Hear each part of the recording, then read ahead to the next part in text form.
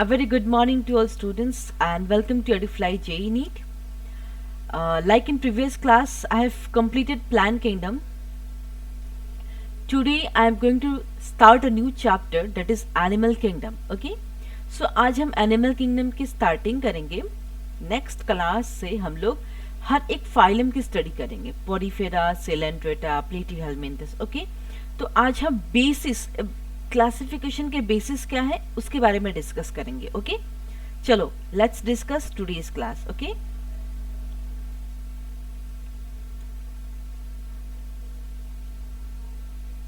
चलो आज हम बात करते हैं बेसिस ऑफ क्लासिफिकेशन के बारे में कि आप लोगों को क्या क्या पढ़ना चाहिए एनिमल किंगडम से. ओके? चलो, the pen color is a bit light. Let me change the color.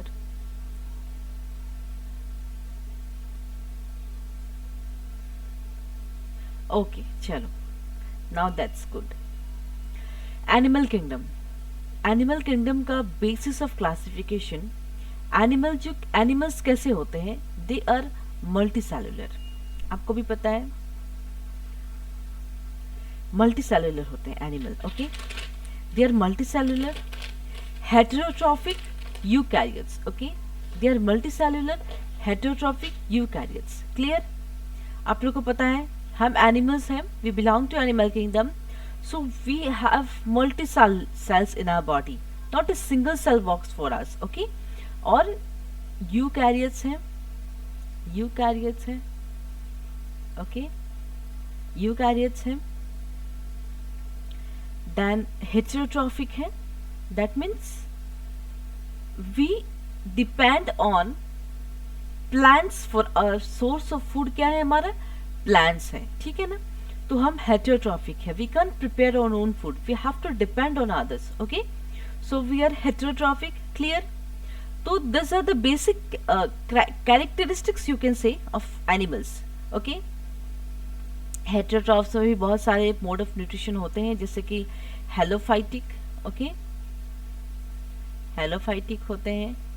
Then it's holozoic. Then it's mixotrophic. Okay? ये सारे न्यूट्रिशन के बारे में हम पढ़ने वाले हैं जब हम हर पॉरीफेरा या हर फाइलम को डिस्कस करेंगे तो हम बात करेंगे. ठीक है? चलो, These are the basis of classification of animal. Clear? ये जो 8 points मैंने लिखा है 3, 4, 5 या 7 points. On this basis the animals are classified. The first is number of cells. I'll discuss each and every points with the help of diagram. Okay? Next is organization level. The third is diploblastic and triploblastic nature. Fourth is coelom, that is body cavity. Fifth is symmetry. Body symmetry कैसा होता है? Whether it's radial, whether it's biradial or whether it's bilateral symmetry. Clear everyone? Segmentation and the basis of notochord. Okay? Very interesting chapter. Animal Kingdom बहुत अच्छा लगेगा आपको पढ़ के. मैं आपके साथ हर वो वीडियोस, हर वो फोटो शेयर करूंगी ताकि आप हर वो एनिमल्स को देख सके. मराइन लाइफ कैसा होता है, नॉन कॉर्डेट्स कैसे दिखते हैं. क्लियर? चलो, या कॉर्डेट्स कैसे होते हैं. तो फर्स्ट पॉइंट है हमारा number of cells. Number of cells कैसे होते हैं? प्रोटोजोआ में कौन सा ऑर्गेनिजम्स, जैसे कि एग्जाम्पल बैक्टीरिया, बहुत कॉमन एग्जाम्पल है. बैक्टीरिया हो गया, पैरामीशियम हो गया. ये सारे ऑर्गेनिजम्स जो है प्रोटोजोआ में बिलोंग करते हैं ना. और इनमें unicellular, that is single cell work, metabolic functions के लिए सिर्फ सिंगल सेल ही काफी होते हैं इनमें जो प्रोटोजोआस होते हैं. मेटाजोआ मतलब meta means multi, that means में मल्टी सेलुलर ऑर्गेनिजम्स है. जैसे मल्टी सेलुलर ऑर्गेनिज्म जिनमें सेल्स होंगे, टिश्यूज होंगे, ऑर्गेन होंगे, एक कंप्लीट ऑर्गन सिस्टम होगा. Okay? So they are multicellular. बहुत कॉमन एग्जाम्पल अपने ही बारे में देख लो, ह्यूमंस के बारे में देख लो. Humans, okay? या फिर कोई भी एनिमल्स, काउ हो गया, डॉग हो गया, एक्सेट्रा, ब्ला ब्ला ब्ला. ये सारे मल्टी सेलुलर ऑर्गेनिजम्स हैं. ओके? इनमें मल्टी सेल प्रेजेंट होते हैं. तो first basis of classification number of cells. Clear? Next है the second basis of classification is organisation level.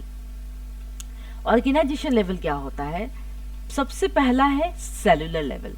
Cellular level में क्या होता है? The cells are arranged as loose cell aggregates. Okay, इसमें क्या होता है? सेलुलर लेवल में सेल्स जो है लूज सेल एग्रीगेट से अरेंज होते हैं। इस तरीके से सेल्स अरेंज होते हैं और बेसिकली ये स्पॉन्जेस में पाए जाते हैं। एग्जांपल्स याद रखिएगा, बिकॉज एग्जांपल्स से ऑलवेज कम्स क्वेश्चंस। ओके, और स्पॉन्जेस हम कहाँ पढ़ेंगे? पोरीफेरा में पढ़ने वाले हैं, फाइलम पोरीफेरा में पढ़ने वाले हैं स्पॉन्जेस के बारे में। फॉर द टाइम बिंग आपको याद रखना है कि सेलुलर लेवल सेल्स जो है लूज होते हैं, दैट मीन्स उनमें टिश्यू नहीं फॉर्म होते हैं, टिश्यू फॉर्मेशन एब्सेंट होता है। ठीक है, इनमें क्या होता है? टिश्यू फॉर्मेशन एब्सेंट होता है। जो सेलुलर लेवल के ऑर्गेनिजम्स हैं टिश्यू फॉर्मेशन एब्सेंट होता है। ये पॉइंट भी नोट कर लीजिएगा। क्लियर? नेक्स्ट बात करते हैं tissue level of organisation. Tissue का मतलब क्या होता है? What is tissue? यो बचपन से पढ़ते आए हो ना, टिश्यू क्या होता है? Tissue group of cells, single cell होते हैं। पहले सिंगल सेल होता है, that cell will form a group of cell, that group of cells will form a tissue, tissue form होता है। ठीक है, तो कुछ ऑर्गेनिज्म सिर्फ टिश्यू लेवल तक ही रह जाते हैं, जैसे कि हम second class of animal kingdom that is non corded, Coelenterata और टिनोप्लाना के बारे में हम पढ़ने वाले हैं। ये दोनों में क्या होते हैं? टिश्यू लेवल ऑफ ऑर्गेनाइजेशन होते हैं। ठीक है, याद रहेगा आप सबको, cellular level, tissue level. Okay, clear? Next क्या है? Organ system level of organisation. ठीक है, ऑर्गन सिस्टम उनमें होता है, जैसे बहुत कॉमन एग्जांपल ह्यूमंस का ही मैं ले रही हूँ आपके सामने। ऐसे जितने भी एनिमल्स हैं, जो भी कॉर्डेट्स हैं, I am not talking about the non chordates, non chordates में भी after from platyhelminthes, annelida, arthropod, mollusca, echinoderms and chordates. Chordates में कौन कौन आ जाते हैं? कॉर्डेट्स में लिख देती हूँ यहाँ पे, पेसेस आएंगे, एम्फीबियंस आएंगे, देन रेप्टाइल्स आएंगे, एव्स आएंगे, मैमलिया। क्लियर है? चलो, इनमें क्या होता है? पहले सेल्स होंगे, cells will form tissue, that means that group of cells will form the tissue. Tissue के बाद एक कंप्लीट ऑर्गन फॉर्म होंगे, जैसे कि बहुत हमारे बॉडी में बहुत सारे ऑर्गन्स हैं। बहुत कॉमन एग्जांपल मैं हार्ट का ही दे दूंगा आपको। हार्ट है, लंग्स है, एक्सेट्रा एक्सेट्रा ऑर्गन्स का नाम देते लेते बहुत टाइम लग जाएंगे। मैं आपको एक कॉमन एग्जांपल देती हूँ, हार्ट। ठीक है, वो ऑर्गन होने के बाद ऑर्गन सिस्टम फॉर्म करते हैं, एक कंप्लीट सिस्टम फॉर्म होता है, that is known as organ system level of organisation. और कौन कौन से फाइलम आते हैं इसमें, जो हम पढ़ने वाले नेक्स्ट क्लास में। पहले सिलेंट्रेटा क्या था? टिश्यू लेवल था, लेकिन प्लेटीहेलमिन्थस, एनालिडन्स, आर्थ्रोपोड्स, मोलास्कास, इकानोडर्म्स एंड कॉर्डेट्स, कॉर्डेट्स में ये सारे, इन सब में क्या होता है? ऑर्गन सिस्टम, एक कंप्लीट ऑर्गन फॉर्म होता है इनमें, and that organs help in the metabolic functions of that organism. Organ के बिना हमारे बॉडी में मेटाबॉलिक फंक्शंस कैसे होंगे? हार्ट की पंपिंग है तो इंसान जिंदा है, हार्ट की पंपिंग जिस दिन रुक जाएगी दैट इंसान इज, वो इंसान मर चुका, फिनिश कंप्लीटली। ओके, तो हर एक ऑर्गन का अपना एक फंक्शंस है, तो वो सारे ऑर्गन एक दूसरे के साथ कनेक्टेड होते हैं। किसी भी ऑर्गन में किसी भी तरह की प्रॉब्लम्स होगी बॉडी में, every organ is slightly they are affected. Okay, तो that is a very important role organs play in our body. चलो अब बात करते हैं हम इसी में ऑर्गेनाइजेशन लेवल में, जो कि हम डाइजेस्टिव सिस्टम भी पढ़ेंगे in future and different phylums also. अभी मैं आपको टर्मिनोलॉजी के साथ आपको वाकिफ कर देती हूँ। ठीक है, तो पहले हम बात करते हैं incomplete digestive system. The digestive system which is only single opening, एक ही ओपनिंग होगा, माउथ होगी। ठीक है, माउथ ही जो होगा वही एनस का भी काम करेंगे, खाना भी यहीं से जाएगा और निकलेगा भी यहीं से, that is known as incomplete digestive system. जो कि जो प्लेटीहेलमिन्थस के एनिमल्स है ना, उनका सिर्फ एक ही ओपनिंग होती है पूरी बॉडी में, दो ओपनिंग नहीं होती है उनकी, इसलिए उनकी डाइजेस्टिव सिस्टम क्या होती है? इनकम्प्लीट होती है।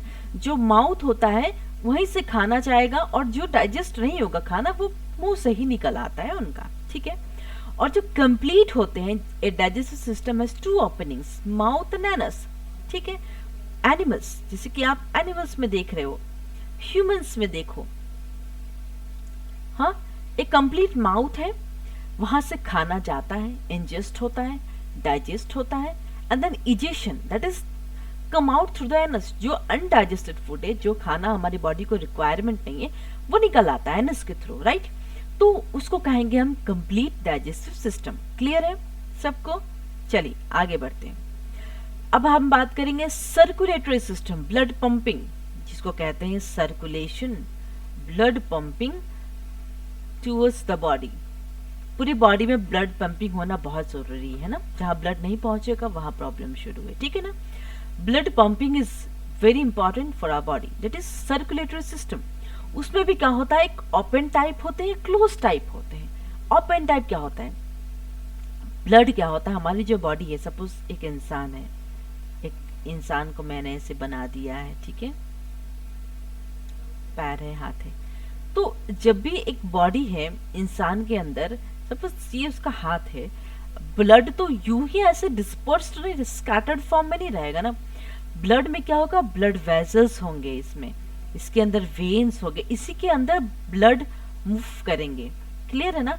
तो हम ह्यूमंस में क्या होता है, ब्लड हमेशा सर्कुलेटेड कैसे होते हैं, सीरीज ऑफ वेसल्स, बहुत सारे वेसल्स होते हैं, जैसे कि आर्टरीज, वेन्स, कैपिलरीज, ये सब पढ़ने वाले हैं हम, डिटेल्स में पढ़ेंगे, arteries, veins, capillaries.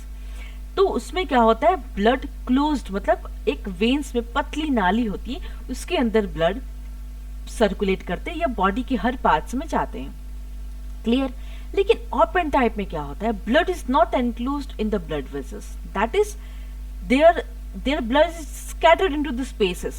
Suppose this is the body of the animal, the blood यहीं स्कैटर्ड रहेंगे, पूरे सेल्स टिश्यूज के ऊपर ब्लड रहेंगे, तो वो होते open type, okay. And that their blood is pumped into a cavity that is known as haemocoel, जो हम हर फाइलम में आपको पढ़ाते चलेंगे, कौन से जो फाइलम है, ये कौन से organisms open type circulatory system है, किसका क्लोज टाइप सर्कुलेटरी सिस्टम है। क्लियर। चलो डेफिनेशंस क्लियर हो गया, ओपन टाइप क्या होता है, क्लोज टाइप क्या होता है ना। चलो नेक्स्ट बात करते हैं हम diploblastic and triploblastic nature. Diploblastic का मतलब होता है the cells are arranged in two embryonic layers, okay, external ectoderm और इंटरनल एंडोडर्म। देखो जैसे कि ये डायग्राम मैंने आपको दिखाया है, ये this diagram have you seen, ये आउटर वाला क्या है, this is ectoderm, inner is endoderm. Clear. तो डिप्लोब्लास्टिक मतलब टू जर्म लेयर्स से, जो सेल्स जो है वो दो जर्म लेयर्स में ही हो रहेंगे, जैसे कि एक्टोडर्म और एंडोडर्म, सिर्फ दो डर्म रहेंगे, एक आउटर लेयर एक इनर लेयर, ओके। उसको क्या कहेंगे हम, they are known as diploblastic animal. Example क्या है, सिलेंट्रेट्स। और ट्रिप्लोब्लास्टिक में क्या होते हैं, those animals in which the developing embryo has a third germinal mesoderm in between the ectoderm and endoderm. देखो यहाँ पे मैंने दिखाया है डायग्राम में, देखो मेसोडर्म दिख रहा है, ये दिस लेयर, जैसे कि यहाँ पे जो लेयर है, यहाँ पे सिर्फ एक्टोडर्म और एंडोडर्म होगा, तो ये पहला वाला जो है डिप्लोब्लास्टिक होगा, ठीक है। और ये जो है यहाँ पे देख रहे हैं आप लोग, यहाँ पे मेसोडर्म है, that is an internal layer is present between the ectoderm and endoderm, and that is known as, this diagram is for triploblastic. Clear है आप सभी को, diplo and triplo, three germ layers होते हैं इसमें, एक्टो, एंडो एंड मेसो। और example याद रखिएगा, प्लेटीहेलमिन्थस से लेके कॉर्डेट्स तक, इन सब में ट्रिप्लोब्लास्टिक नेचर होता है, ओके। चलो now will talk about the coelom. Coelom क्या होता है, The space between body wall and gut is called as xylem. Okay? Suppose ये हमारा एलिमेंट्री कैनल है ना, ये हमारा एलिमेंट्री कैनल है और ये हमारा बॉडी वॉल है, ठीक है। तो हमारा एलिमेंट्री कैनल और बॉडी वॉल के बीच जो ये जो स्पेस होगा, इसी को हम सीलम कहेंगे। Body wall and the gut is called coelom. This is the definition of coelom. Coelom जो कहते हैं, basically it's the body cavity, okay. हमारी बॉडी में सब सारे ऑर्गन्स जो है कंप्लीटली बहुत अच्छे तरीके से ऑर्गेनाइज्ड है हमारी बॉडी में. Whenever you will go to study for MBBS, okay, there you have to dissect complete human body. Complete human body को डाइसेक्ट करके they will show you the parts how they are arranged, कितने बहुत अच्छे तरीके से arranged होते हैं. ठीक है ना. तो space between body wall and gut is called coelom. Clear. Acoelomate क्या होता है?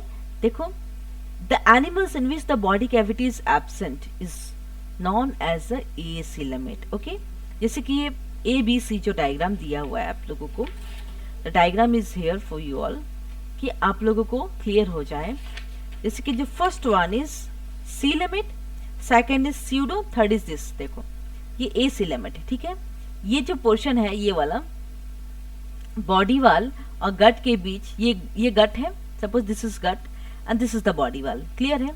तो इनके बीच जो स्पेस है ये, इसको हम सीलम कहेंगे. लेकिन तो ये तो सीलेमेट हो गया क्योंकि इनमें सीलम प्रेजेंट है बॉडी कैविटी. लेकिन कुछ कुछ में क्या होता है, सीलम एब्सेंट होता है. जैसे कि यहाँ देख रहे हैं आप, है ना, बॉडी वाल है, गट है, कोई सीलम एब्सेंट है, तो इसमें ये है एसिलेमेट. क्लियर. और कुछ में क्या होते हैं, जिसकी मैं डेफिनेशन के साथ डायग्राम बताते चलती हूँ. ये डायग्राम NCERT बुक से लिया हुआ है, बहुत ब्यूटीफुल डायग्राम है, तो आपको याद रखना है. ठीक है. एसिलेमेट में क्या होता है, बॉडी कैविटी एब्सेंट. देखें, दिस इज एसिलेमेट. सीलेमेट क्या होता है, एनिमल्स पॉसेसिंग सीलम. जैसे कि this is the coelom. Okay, body wall और गट के बीच जो स्पेस होगा, this is known as body cavity को ही सीलम कहते हैं. Body cavity is known as coelom. Okay, example क्या होगा, प्लेटिहेल्मिन्थस आपको याद रखना है for acoelomate. Annelids, mollusc, arthropods, echinoderms, hemichordates and chordates, ये सारे जो हैं इन सब में सीलेमेट एनिमल्स हैं. ओके, तो हम जैसे कि हर एक फाइलम में पढ़ेंगे, सबकी कैरेक्टरिस्टिक्स पढ़ते जाएंगे.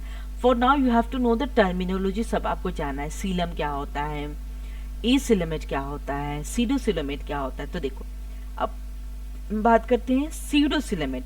एसिलेमेट हो गया, सीलेमेट हो गया, pseudocoelomate. The mesoderm is present as scattered pouches in between the ectoderm and endoderm. ये देख रहे हैं, स्कैटर्ड है. देखो यहाँ पे मेसोडर्म का जो लेयर है स्कैटर्ड नहीं है, बहुत तरीके से अरेंज्ड किए हुए मेसोडर्म, है ना. सॉरी, यहाँ नहीं, दिस इज एसिलेमेट. यहाँ देख रहे हैं, यहाँ पे मेसोडर्म बहुत तरीके से अरेंज किए हुए हैं, है ना.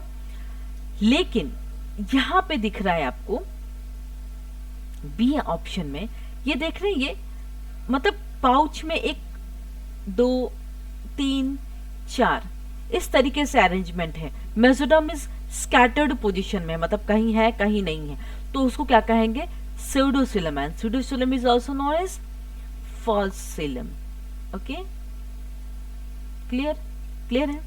एग्जाम्पल क्या है, एस्केलमिंथस. दैट मीन्स एस्केलमिंथस को भी क्या कहते हैं, निमैथेलमिंथस कहते हैं. ओके, तो ये हम डिफरेंट फाइलम्स में पढ़ने वाले हैं. For now you have to remember the terminology, और उस टर्मिनोलॉजी के साथ डायग्राम के साथ आपको रूबरू होके ही पढ़ना पड़ेगा. क्लियर है. चलिए, now will talk about the symmetry. Animals can be categorised on the basis of symmetry. Okay, symmetry, asymmetry, radial symmetry. Clear है. एसिमेट्री का मतलब होता है, symmetry means animals can be categorised on the basis of symmetry. पहला होता है asymmetry. Asymmetrical मतलब जो ऑर्गेनिजम्स जो है, any plane that passes through the centres does not divide them into equal halves. जैसे कि बहुत कॉमन एग्जांपल एसिमेट्रिकल का मैं दिखा रही हूँ. Suppose this is amoeba. अगर हम कोई भी प्लेन यहाँ से काटते हैं, चाहे यहाँ से भी काटते हैं, चाहे इस प्लेन से भी, ये जो ऑर्गेनिजम्स है दिस वॉन्ट डिवाइड. ओके, तो this is known as asymmetrical. That means we can't cut this animal into two similar halves. So these animals are known as asymmetrical animals. Radial symmetrical, when any plane passing through the central axis of the body divides the organism into two identical halves. जैसे कि देखो, suppose this is the organism. Okay, अगर हम plane of axis यहाँ से काटते हैं, चाहे यहाँ से काटते हैं, चाहे यहाँ से काटते हैं, ठीक है, तो वो क्या करता है, two identical halves, two identical spaces उसको डिवाइड कर दे, टू आइडेंटिकल हाफ में डिवाइड हो जाता है. That is known as radial symmetry. Any plane passing, कोई से भी प्लेन पासिंग होगा तो सेंट्रल एक्सिस पे तो उस टू आइडेंटिकल हाफ्स में डिवाइड करता है, that is known as radial symmetry. Example याद रखिए, सिलेंट्रेटास, चिनोफोर्स एंड एकानोडर्म्स। एकानोडर्म्स में आपको याद रखना है कि जो एकानोडर्म्स के लार्वा होते हैं, क्वेश्चंस आते हैं, जो एकानोडर्म्स का लार्वा होते हैं वो bilateral, they will show bilateral symmetry. Okay, जो मैं आपको भी बताने वाली हूँ, बायलेटरल सिमेट्री की डेफिनेशन देने वाली हूँ, ठीक है। और जो एडल्ट होते हैं, द एडल्ट ऑफ एकानोडर्म्स, एकानोडर्म्स के केस में टेनोफोर्स और सिलेंट्रेटा के बारे में नहीं बता रहे क्योंकि उनका सिर्फ रेडियल ही होता है, but echinoderms there is an exception that you have to remember. जो एडल्ट होते हैं वो radial symmetry, okay, they will show radial symmetry, clear है। जो लार्वा होते हैं वो बायलेटरल सिमेट्री शो करते हैं और जो एडल्ट होते हैं वो रेडियल सिमेट्री शो करते हैं, क्लियर है। चलो अब हम बात करते हैं bilateral symmetry. The body can be divided into identical left and right halves in only one plane, ये याद रखना। रेडियल सिमेट्री में हम कोई भी प्लेन से काटेंगे तो उसको आइडेंटिकल हाफ्स में डिवाइड कर सकते हैं, लेकिन बायलेटरल में क्या होता है, जैसे कि ह्यूमंस है, ठीक है, ये ह्यूमंस है, suppose this is a humans, ठीक है, हाथ है, दो हाथ है, पेट है, पैर है ना। जब इस ह्यूमंस को आप काटोगे इस तरीके से, टू इक्वल हाफ में कटेगा कि नहीं, टू इक्वल हाफ, क्लियर है। If you divide a human, suppose उसको अगर इक्वली डिवाइड करते हो, बीच से काट दोगे तो क्या होगा, टू इक्वल हाफ में डिवाइड हुआ कि नहीं, that is the bilateral symmetry. एक ही प्लेन जाएगा ऊपर से नीचे तक, एक ही प्लेन से पूरा इक्वली डिवाइड हो जाएगा, that is known as bilateral symmetry. जैसे कि platyhelminthes to chordata, that you have to remember. Examples you have to remember, from platyhelminthes till chordata they have bilateral symmetry, okay. अब हम बात करते हैं सेगमेंटेशन। सेगमेंटेशन का मतलब होता है the body is externally and internally divided into segments with the serial repetition of at least some organs। देखो आप लोगों ने अर्थवर्म देखा होगा, अर्थवर्म का बहुत इंपॉर्टेंट रोल होता है ना।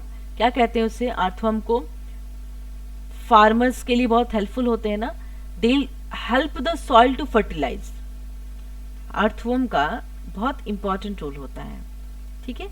वो क्या करते हैं ना, सॉइल को फर्टिलाइज कर देते हैं, सॉइल फर्टिलिटी में हेल्प करते हैं, फार्मर्स को बहुत हेल्प करते हैं अर्थवर्म।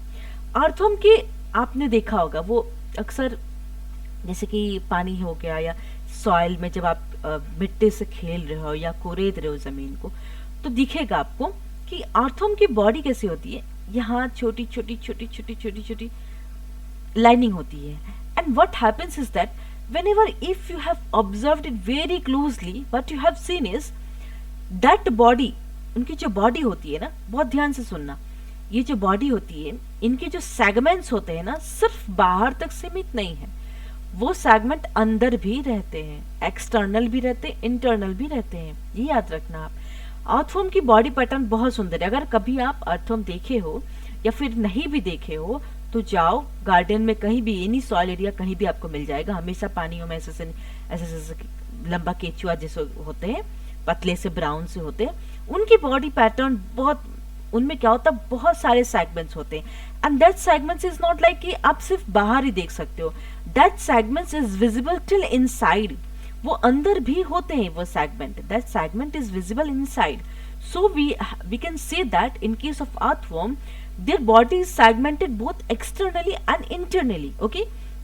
बहुत सारे segments होते हैं और उसी segment को क्या कहते हैं, that pattern is known as metameric। metameric मतलब क्या हुआ, meta मतलब बहुत सारा, okay, many बहुत सारे segments होते हैं उनके बॉडी में, and that phenomenon is known as metamerism। Clear है, बहुत बहुत इजी है, बहुत खूबसूरत एग्जाम्पल अर्थवर्म। आप आज ही जाके go to your home and see earthworm, okay। earthworm दिखेगा, हर जगह अवेलेबल होते हैं, okay। you go and check your garden or anywhere, you'll get earthworm there, definitely you'll get earthworm, okay। तो वहां आप देख लेना, उसकी बॉडी पैटर्न देखना बहुत अच्छा है और वो उसमें हम मेटामोरिज्म के बारे में पढ़ेंगे, जो हम आर्थवर्म नेक्स्ट फाइलम में पढ़ने वाले हैं ना, तो हम उसमें अच्छे से बताएंगे। For the time being segmentation में याद रखिए metamerism in case of earthworm. Next is basis of notochord. Notochord क्या होता है? Is a mesodermally derived rod like structure formed on the dorsal side during embryonic development in some animals। अच्छा, notochord क्या होता है? नोटोकॉड जैसे कि जो हम पीठ की रीढ़ की हड्डी बोलते हैं ना, एडल्ट में क्या होता है? एडल्ट में जब हम बड़े हो जाते हैं, हमारे में क्या होता है? वर्टिब्रल कॉलम हो जाता है, vertebral column. Okay, that notochord is replaced by vertebral column. Okay, and that is form on the dorsal side. एक ह्यूमन से अगर मैं आपके सामने खड़ी हूं तो मेरा डॉर्सल और वेंट्रल कौन सा होगा? Dorsal will be the back and ventral will be the सामने वाला part. Okay, dorsal is the back side. तो कहाँ होता है notochord? Is on the dorsal side. And कब होता है? एम्ब्रायनिक, जब छोटे जानवर होते हैं या छोटे एनिमल्स होते हैं, एकदम छोटे baby, that time notochord is present. जब वो बड़े होते हैं, when they grow up, that notochord is replaced by vertebral column. This you have to remember in case of adult, vertebral column से रिप्लेस हो जाते हैं। ठीक है, animals with notochord, notochord are called chordates. जिनमें नोटोकॉड होते हैं chordates, और जिनमें नहीं होते नॉन कॉर्डेट्स। अब ये बताइए कि नॉन कॉर्डेट्स में कौन कौन से ऑर्गेनिजम्स आते हैं? यहाँ पे आपको क्लियर करना है, आर कॉर्डेट्स। ठीक है, जो हम नेक्स्ट क्लासेस में एक एक फाइलम करके पढ़ाएंगे। नॉन कॉर्डेट्स में पोरीफेरा आएंगे, पोरीफेरा टू एकाइनोडर्म्स, उसके बीच में और बहुत सारे फाइलम्स हैं,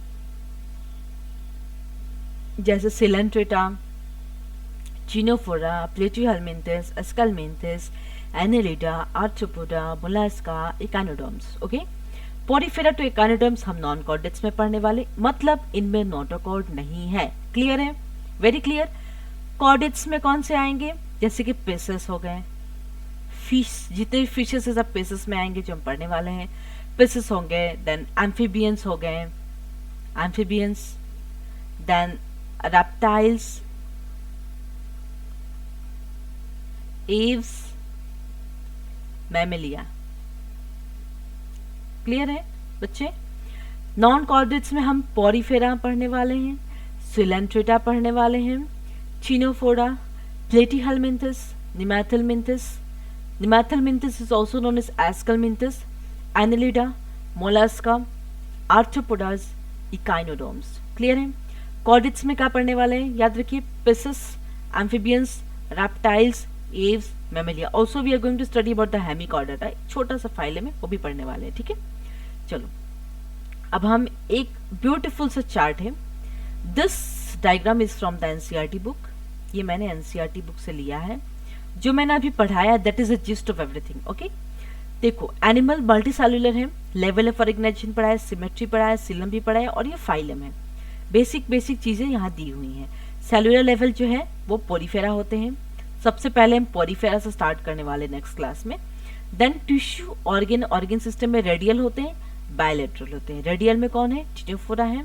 बायलेटरल में विदाउट बॉडी केविटी है, एसिलेमेट कौन है? प्लेटिहेलमिंथस। ये चार्ट अगर आप याद रख सकते हो, और याद रखना ही पड़ेगा क्योंकि क्वेश्चंस आते हैं। ठीक है, फॉल्स सिलम, सीडोसिलम को क्या कहते हैं? They are known as false coelom, और वो क्या होता है? एस्केलमिंथस में होते हैं। एस्केलमिंथस को ही निमैथेलमिंथस भी जाने जाते हैं। ये सारे नॉन कॉर्डेट्स हैं। ठीक है, कॉर्डेट्स एकदम नीचे लिखा हुआ है। Then with true coelom, that is coelom होते हैं, एनेलिडा, आर्थ्रोपोडा, मोलस्का और इकाइनोडर्म्स, हेमिकॉर्ड, कॉर्डेट्स। कॉर्डेट्स में हम जो पढ़ने वाले हैं, जो मैंने पीछे भी बताया है आपको, pisces, amphibians, reptiles, aves, mammalia. Clear है? So this we are going to study the chordates. So first we'll study the non-chordates and then we'll move on to chordates. Clear है?